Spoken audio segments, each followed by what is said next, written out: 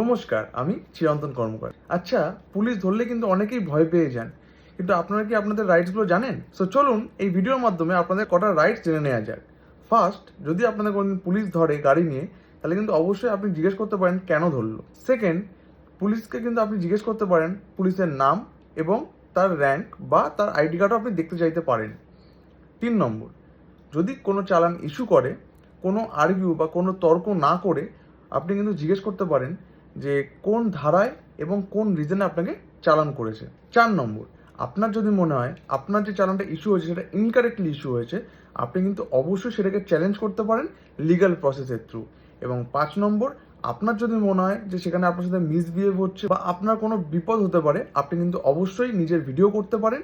তো এরকমই লিগ্যাল ভিডিওসের জন্য আমাকে ফলো করুন, অ্যান্ড নেক্সট ভিডিওতে আপনাদের কোন লিগ্যাল টপিকের উপর ভিডিও লাগবে অবশ্যই কিন্তু কমেন্ট করে জানান।